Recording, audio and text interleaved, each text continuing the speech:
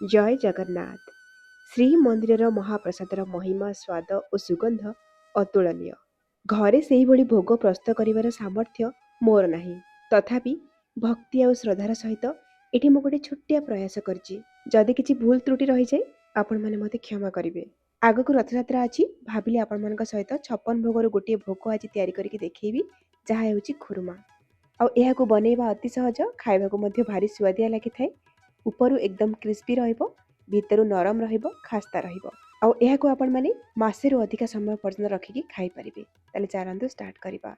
ତ ଏଠି ମୁଁ ଗୋଟେ ବଡ଼ ଥାଳି ନେଇଛି, ଆଉ ମେଜରିଂ କପ୍ରେ ମାପିକି 2 କପ୍ ନେଉଛି ଗହମ ଅଟା, ଯାହାକି 250 ଗ୍ରାମର ଅଛି। ଏଇଠି ମୁଁ ଆପଣଙ୍କୁ 2ଟି ମାପ ଦେବି। ଆପଣମାନେ କପ୍, ଗିନା, ଗ୍ଲାସରେ ବି ମାପିକି ନେଇପାରିବେ, ଆଉ ଓଜନ ବି କରିକି ନେଇପାରିବେ। ଆଉ ଏଇଥିରେ 1/4 ଟିସ୍ପୁନର ଦେଇଛି ଲୁଣ, ଆଉ ଅଧା ଛୋଟ ଚାମଚ ଦେଇଛି ଜୁଆଣି, ଆଉ ଅଧା ଛୋଟ ଚାମଚ ଦେଇଛି ପାନ ମଧୁରୀ। ସବୁକୁ ମାପିବା ପାଇଁ ଯଦି ମେଜରିଂ କପ୍ ଆପଣଙ୍କ ପାଖରେ ନଥିବ, ତେବେ ଚା ପିଆ କପ୍, ଛୋଟ ଗିନା ବା ଗ୍ଲାସ୍ ନେଇପାରିବେ। ତ ଶୁଖିଲାରେ ସବୁକୁ ପ୍ରଥମେ ମୁଁ ଗୋଳେଇ ନେଇଛି, ଆଉ ସେଇ ସମାନ ମେଜରିଂ କପ୍ରେ ମାପିକି ଏଇଠି ମୁଁ ଅଧା କପ୍ରୁ ଟିକେ କମ୍ ବା 1/4 କପ୍ରୁ ଟିକେ ଅଧିକା, ମାନେ 1/3 କପ୍ ନେଇଛି ମେଲ୍ଟେଡ୍ ଘି, ମାନେ ଘିଅକୁ ଏଠି ମୁଁ ତରଳେଇକି ନେଇଛି। ଘିଅ ଏଠି 80 ml ବା 5 ବଡ଼ ଚାମଚ ହେବ। ଯଦି ଠାକୁରଙ୍କ ପାଖରେ ଭୋଗ ଲଗାଇବା ପାଇଁ କରୁଛନ୍ତି, ତେବେ ଏଠି ଘିଅ ନିହାତି ନେବେ। ଆଉ ଯଦି ଘରେ ଏମିତି ଖାଇବା ପାଇଁ କରୁଥିବେ, ତେବେ ରିଫାଇନ୍ ତେଲ ବା ରାଇସ୍ ବ୍ରାନ୍ ତେଲ ଏଠି ନେଇପାରିବେ। ଅଟାରେ ଘିଅ ବା ତେଲ ଦେଇକି ଏଇଭଳି ଗୋଳେଇବା ଦ୍ୱାରା ଆମର ଯେଉଁ ଖୁରୁମା ଏକଦମ ଖାସ୍ତା ତିଆରି ହେବ। ଭଲ ଭାବରେ ହାତରେ ଏଇଭଳି ପ୍ରେସ୍ କରି କରି ଆମେ ଘିଅକୁ ଅଟା ସହିତ ମିକ୍ସ କରିବା। ଜମା ବି ଘିଅ ବା ତେଲ କଞ୍ଜୁସି କରିବେନି। ଏଠି ଆପଣମାନେ ଦେବେ, ତାହେଲେ ଯାଇକି ଆପଣଙ୍କର ଖୁରୁମା ପରଫେକ୍ଟ ତିଆରି ହେବ। ତ ଘିଅକୁ ଅଟାରେ ଗୋଳେଇ ସାରିଲା ପରେ ଏଇଭଳି ଆପଣମାନେ ମୁଠା କରିକି ଦେଖିବେ। ଦେଖନ୍ତୁ ପରଫେକ୍ଟ ସେପ୍ ନେଉଛି। ଏମିତି ହିଁ ହେଲେ ଆପଣମାନେ ଜାଣିବେ ଯେ ଆପଣଙ୍କର ଅଟା ପାଇଁ ଘିଅ ପରଫେକ୍ଟ ଥିଲା, ମାନେ ଆପଣଙ୍କର ଖୁରୁମାଟା ଏକଦମ ଖାସ୍ତା ତିଆରି ହେବ। ତ ଇଏ ହେଇଗଲା। ଏବେ ଆମେ କ'ଣ କରିବା ନା, ସେଇ ସମାନ ମେଜରିଂ କପ୍ରେ ମାପିକି ଏଠି ମୁଁ 1 କପ୍ ପାଣି ନେଇଛି। ଆଉ ଏଠି ନର୍ମାଲ ପାଣି ମୁଁ ନେଇଛି, କିଛି ଗରମ ପାଣି ନେଇନି। ତ ପାଣିକୁ ଆମେ ଏକାଥରେ ଦେବାନି, ଅଳ୍ପ ଅଳ୍ପ ପାଣି ଦେଇକି ଆକୁ ଆମେ ଚକଟିବା। এই 2 କପ୍ ଅଟାକୁ ଚକଟିବା ପାଇଁ ମୋତେ କେତେ ପାଣି ଟୋଟାଲ ଲାଗିବ ମୁଁ ଆପଣଙ୍କୁ ଲାଷ୍ଟକୁ କହିବି। ମୁଁ ଯେମିତି ଗୋଟିଏ ମେଜରିଂ କପ୍ଟେ ସେଟ୍ କରିଛି, ସେଇଥିରେ ସବୁକୁ ମାପିକି ନେଉଛି। ଆପଣମାନେ ସେମିତି ଗୋଟେ ଛୋଟ ଗିନାଟେ ସେଟ୍ କରିନେବେ। ସେଇଥିରେ ଅଟା, ପାଣି, ଘିଅ, ଚିନି ସବୁକୁ ମାପିକି ନେବେ। ଦର୍ଶକ ବନ୍ଧୁ, এই ରେସିପିଟି ଯଦି ଆପଣଙ୍କୁ ପସନ୍ଦ ଆସୁଛି, ଭିଡ଼ିଓକୁ ଲାଇକ୍ କରିବେ, ସେୟାର କରିବେ। ଚ୍ୟାନେଲରେ ନୂଆ ଥିଲେ ସବସ୍କ୍ରାଇବ୍ କରିନେବେ। ଫେସବୁକ୍ ପେଜ୍ରେ ଦେଖୁଥିଲେ ଫଲୋ ତ ନିଶ୍ଚୟ କରିବେ। ଏଇଠି ଆମେ ଖୁରୁମା ପାଇଁ ଅଟା ଚକଟୁଛେ, ତ ଏଇ ଅଟା ଚକଟାଟା ଟିକେ ହାର୍ଡ଼ ରହିବ। ଯେମିତି ଆମେ ନର୍ମାଲି ଘରେ ରୁଟି ପାଇଁ ଅଟା ଚକଟନ୍ତି, ତାଠୁ ଆଉ ଟିକେ ହାର୍ଡ଼ କରିବେ। ଅତ୍ୟଧିକ ବି ହାର୍ଡ଼ କରିବେନି, ନହେଲେ ଖୁରୁମା ତିଆରି ଯେତେବେଳେ କରିବେ ନା, ସେତେବେଳେ ଚାରି ସାଇଡ଼୍ରୁ କ୍ରାକ୍ ଆସିଯିବ। ତ ଏଠି ଚକଟି ସାରିଲା ପରେ ଏଠି ଦେଖାଉଛି ଆପଣଙ୍କୁ। ତ ଦେଖନ୍ତୁ ଏତିକି ଟାଇଟ୍ କରିକି ଚକଟିବେ, ବେଶୀ ବି ଟାଇଟ୍ କରିଦେବେନି, ଆଉ ବେଶୀ ନରମ କରିଦେବେନି। ନରମ କରିଦେଲେ କ'ଣ ହେବ ନା, ଅଟାକୁ ଆମେ ରେଷ୍ଟ ଦେବା। ଅଟା ରେଷ୍ଟ ହେଲା ପରେ ଟିକେ ନରମ ହେଇଯାଇଥାଏ। ଆଉ ଯଦି ଅଟା ବେଶୀ ନରମ ହେଇଗଲା, ଖୁରୁମା ଜମା ବି ଉପରୁ କ୍ରିସ୍ପି ହେବନି, ଖାସ୍ତା ହେବନି, ପୁରୀ ଭଳି ଲାଗିବ। 2 କପ୍ ଅଟା ପାଇଁ ଏଠି ମୁଁ 1 କପ୍ ପାଣି ନେଇଥିଲି। ତ ଦେଖନ୍ତୁ 1 କପ୍ ପାଣିରୁ 1 ଚାମଚ ପାଣି ବଚି ଯାଇଛି। ମାନେ ଆପଣଙ୍କୁ 1-2 ଚାମଚ ପାଣି ଅଧିକା ଲାଗିପାରେ ବା କମ୍ ଲାଗିପାରେ, ଅଟାର କ୍ୱାଲିଟି ଉପରେ ରହିଲା। ତ ଏଠି 15 ମିନିଟ୍ ପରେ ଅଟା ସେଟ୍ ହେଇଯାଇଛି। ଆଉ ଟିକେ ଚକଟି ନେବା, ଆଉ ତାପରେ ଅଟାକୁ ସମାନ ଭାଗରେ 2 ଭାଗ କରିନେବା। ଆଉ ଗୋଟେ ଭାଗକୁ ଏଇଭଳି ଭାବରେ ଆମେ ଲମ୍ବାରେ ରୋଲ୍ କରିନେବା, ଯେଉଁଥିପାଇଁ କି ଆମର ସବୁ ଖୁରୁମା ଗୁଡ଼ାକ ସାଇଜ୍ରେ ତିଆରି ହେବ। ଏବେ ଆମେ ଏଇ ରୋଲ୍କୁ 1/2 ଇଞ୍ଚ ଥିକନେସ୍ରେ କାଟି ନେବା, ଛୋଟ ଛୋଟ କରିକି। ଯଦି ଆପଣମାନେ ଖୁରୁମାକୁ ଅତି ବଡ଼ ସାଇଜ୍ରେ ବନେଇବା ପାଇଁ ଚାହୁଁଥିବେ, ତାହେଲେ ଆଉ ଟିକେ ବଡ଼ ବଡ଼ ଖଣ୍ଡରେ ମଧ୍ୟ କାଟିପାରିବେ। ଏବେ ଆମେ ଗୋଟେ ଟୁକୁଡ଼ା ହାତରେ ନେବା, ଆଉ ଟିକେ ଏମିତି ଦବେଇ ଦବେଇ ଗୋଟେ ଚିକଣ ଗୋଲଟେ ପ୍ରଥମେ ତିଆରି କରିନେବା। ଆଉ ତାପରେ ପାପୁଲି ମଝିରେ ରଖିକି ଟିକେ ଫ୍ଲାଟ୍ କରିନେବା। ଆଉ ହାତରେ ଏଇଭଳି ଭାବରେ ଆମେ ଏଇ ଯେଉଁ ଖୁରୁମାଟାକୁ ଚାରି ସାଇଡ଼୍ରୁ ସମାନ ଭାବରେ ବନେଇ ନେବା। ମାନେ ଗୋଟେ ପଟେ ମୋଟା, ଗୋଟେ ପଟେ ପତଳା ସେମିତି ରଖିବେନି, ଆଉ ଥିକନେସ୍ଟା ଅତି ମୋଟା କରିବେନି, ମିଡ଼ିୟମ୍ ରଖିବେ। ଖୁରୁମାଟା ଯଦି ଅଧିକ ମୋଟା କରିଦେବେ ନା, ତାହେଲେ ଭିତର ପର୍ଯ୍ୟନ୍ତ ଭଲ ଭାବରେ ସିଝି ନପାରେ, ସେଥିପାଇଁ ମିଡ଼ିୟମ୍ ରଖିବେ। ଆଉ ସାଇଜ୍ଟା ଆପଣମାନେ ବଡ଼ କରିପାରିବେ। କିନ୍ତୁ ଆଉ ଗୋଟେ କଥା ଧ୍ୟାନ ରଖିବେ, ଖୁରୁମା ବନେଇଲା ବେଳେ ଖୁରୁମାର ଚାରି ସାଇଡ଼୍ରୁ ଯେମିତି କ୍ରାକ୍ ନ ରହିବ, ପୁରା ପ୍ଲେନ୍ ରହିବ, ସେମିତି ହିଁ ବନେଇବେ। କ୍ରାକ୍ ରହିଲେ କ'ଣ ହେବ, ତେଲରେ ପକାଇଲା ମାତ୍ରେ ଫାଟି ଯାଇପାରେ। ତ ଏଇଭଳି ଭାବରେ ଏଠି ମୁଁ ସବୁ ଖୁରୁମାକୁ ତିଆରି କରିନେଇଛି। ଏବେ ଆମେ ଏହାକୁ ଛାଣିବା। ଛାଣିବା ପାଇଁ ଏଠି ମୁଁ ଗୁଆ ଘିଅ ନେଇଛି। ଆପଣମାନେ ଚାହିଁଲେ ରାଇସ୍ ବ୍ରାନ୍ ଅଏଲ୍ ବା ରିଫାଇଣ୍ଡ ଅଏଲ୍ ନେଇପାରିବେ।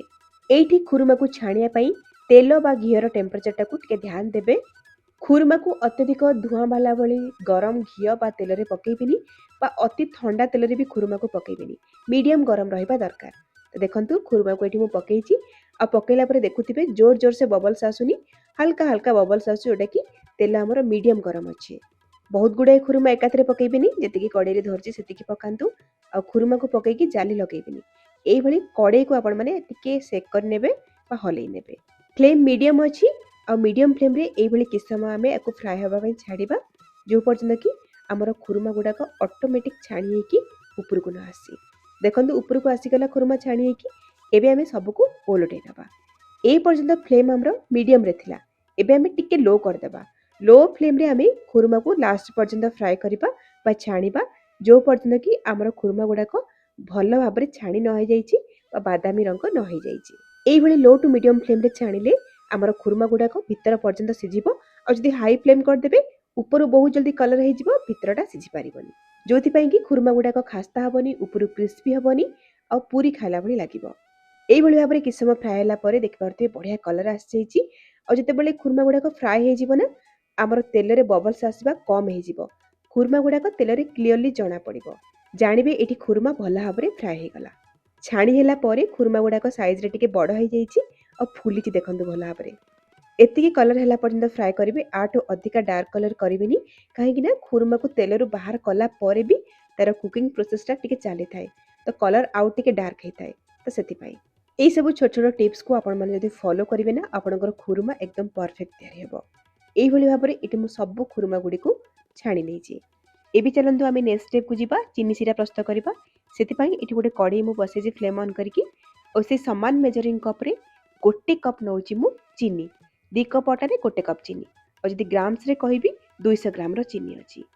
और जेतिकी चीनी तार अधा पानी, ता माने अधा कप एठी मु पानी देइची 1 कप चीनी पई। फ्लेम को मीडियम रे रखिबा आ चीनी को भला भाबरे पानी सहित गोळे की आमे सिरा को प्रस्तुत करिबा। ए खुरमा पई आमे गोटे तार होला पर्यंत चीनी को रांधिबा। सिरा एपटे फुटिबा भितरे आमे एपटे गोटे स्पेशल मसला बनिबा। सेति पई एठी गोटे मु शिळ नेइची आ सेतिरे आधा चामच गोलमरिच आ 7-8 टा नेइची लवंग आ 2टी नेइची बड़ अलैच। गुजराती महाप्रसाद रे व्यवहार करा जाय नहीं, तो अलैचर मंजी को आमे बाहर कर नबा आ ए सब मसला को आमे कुटी नबा। जेतिकी मु जानिची बा सुनिची जे महाप्रसाद बनेला बेले कोनोसी मेसिन बा ग्राइंडर रो व्यवहार करा जायनी, सेति पई आमे शिळ घोरणा पेषणर व्यवहार करथाउ। तो एठी मु शिळ रे सब मसला को कुटी नेइची। एई मसलार बास्ना ए खुरमा रे बहुत बढ़िया आसीबो। आ ए मसला को एबे आमे चीनी सिरा रे पकेबा आ भला भाबरे गोळै नबा। तो मु जेमति कि कहितिली आमे गोटे तार हला पर्यंत सिरा को रांधिबा। एई भली सिरा 3-4 मिनिट फुटला परे एबे आमे चेक करबा। तो देखंतु टिके ठंडा करिके तापरे हाथ रे एमति सिरा को धरिबे आ 2 टिप मध्य रे एई भली भाबरे चेक करिवे। देखंतु गोटे तार एठी जणा पडुची ना, एई भली करिवे। आठु बेसी हार्ड पाग करिवेनी, आठु भी नरम पाग करिवेनी। नरम कर देले कोन हबो, खुरमा गुडाक उपरु टाण रहिबोनी बा क्रिस्पी रहिबोनी, नरम पड़ी जिवो। एटा ही एकदम परफेक्ट अछि। एबे आमे कोन करिबा, छाणी रखिथिबा खुरमा गुडाक पकेइकी एई भली गोळेइबा आ सिराटा एकदम सुखिला पर्यंत आमे लगातार एमती गोळेइबा। फ्लेम एठी हमर ऑन अछि। तो देखंतु आस्ते आस्ते चीनी सिरा हमर एठी बहळिया हेई आछी। एई भली जेतेबेले पूरा बहळिया हेई जिवो ना, आमे फ्लेम को एठी ऑफ कर नबा आ एमिति गरम रे ही लगातार गोळेइबा। हाथ को अटकेइबेनी, अटके देले कोन हबो ना, सिराटा सेठी ही क्रिस्टलाइज हेई जिवो बा बसी जिवो। सेति पई पूरा सुखिला पर्यंत आमे लगातार एमती गोळेइ चलिबा। तो देखंतु आग अपेक्षा केते सुखिला हेई गला।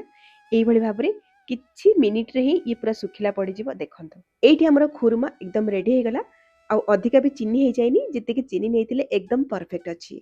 गरम थिबा अवस्था रे खुरमाटा ऊपर टिके नरम लागिबो, टिके सेट हे गला परे बा ठंडा हे गला परे ऊपर एकदम क्रिस्पी लागिबो, भीतर नरम लागिबो। और जे कोनसी एयरटाइट कंटेनर रे भरिकी मासे रु अधिका रखि परिबे। एथरा रथयात्रा रे ए खुरमा को बनै ठाकुरन पाखरे भोग लगांतु। केमिति लागिला आपनक अनुभूति मो सहित शेयर करंतु। रहुची पुणी आसीबि नुआ रेसिपी नेकी। नमस्कार, बाय, जय जगन्नाथ।